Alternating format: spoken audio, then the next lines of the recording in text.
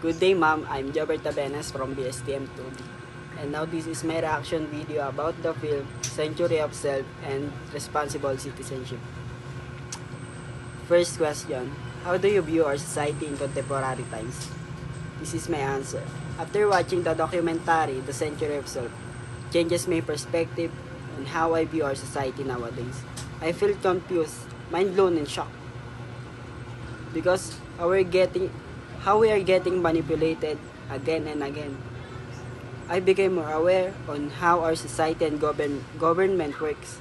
I became more aware of how advertising secretly or slowly controls our thoughts.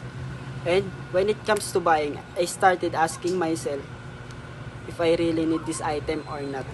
Second question, in your own perspective, explain the effects of globalization in your daily living. Provide at least 3 examples. This is my answer po. Bernays used Freud's psychological theories to manipulate people's behavior. He manipulated people to want things they didn't need, like promoting women's independence by linking smoking cigarettes to equality. He created a public relations event where women march in a parade, lighting up torches of freedom with cigarettes. This leads to increased cigarette sales among women. Another example is companies. Companies, they still manipulate people today by making them think they need things or stops to be happy. And ads rather, tells us that buying stops is equals to happiness. This technique has an impact until today in businesses, politics, social media, and influencing our attitudes and our behaviors. Third question, provide an explanation on how globalization will affect your life in your chosen profession. Since I am a tourism student, I could use Bernays techniques properly. I could use it to persuade people to buy my products or services. One possible advantage of this is it can have a great impact on company that I'm going to work with or for myself. Just provide your own interpretation of what the documentary is all about. The documentary shows how Bernays have used psychological theories to control what others think and do. It affects everything from shopping to politics. It makes us think about how we're influenced by others and what that means from society. These are 3 concepts discussed in the film. First, the concept of advertising and how it often tries to make us believe that we need things that we don't really need in order to be happy. The next concept is the concept of manipulation, which can be used to influence behaviors and decisions of others, frequently by reaching out to their desires and fears. Finally, the concept of empathy. Focusing too much on yourself may not be always a good thing. Sometimes, we need to consider how our actions affect other people. Number 5, explain digital citizenship and how it is relative to the documentary provided. According to the module, digital citizen can be described as individuals able to use digital tools to create, consume, communicate, and engage positively and responsibly with others. In simple words, it is our identity, digital, or who we are in social media.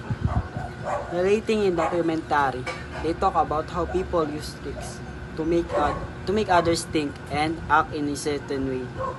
Social media is like a modern version of these tricks. People can use it to spread messages and manipulate how others think, and just like they did in the past. Are you satisfied with how society is constructed nowadays? If yes, why? And if no, why then? Honestly, I feel shocked and mind blown about how our society became what it is today. We live in modern society. Everything is technological and technology makes our lives easier. Personally, I'm not satisfied about it because of how we're manipulated and getting manipulated again and again. Although modernization has many advantage, but you can't deny the fact that there are a lot of dangers. For example, social media. Social media can manipulate that uses variety of tactics to spread fake information and create the illusion of mass support for their cause, using both human and technological resources.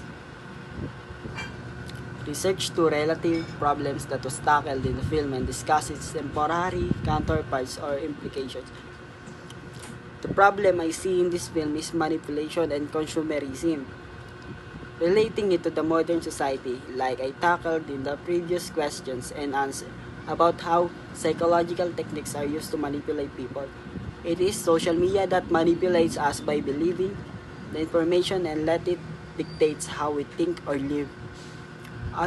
Another problem is consumerism.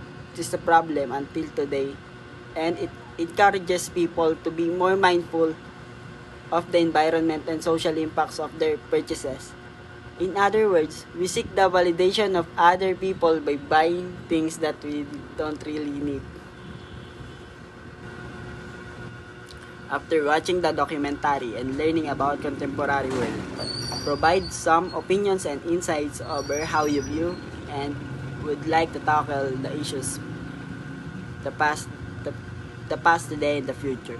Create an acrostic that discusses your thoughts. This is my acrostic. The word is sitting, and it means society today is influenced by techniques and theories of Sigmund Freud. It allows you to navigate the world with more awareness and integrity. The government the government learned these things and started using them to control what people think and do. As a closing remark, this is my warning or quote for anyone who will watch my video. I will provide a warning to those who will watch my video or the documentary rather. It will change your perspective on how you view the world and our society today. This is my reaction to the video.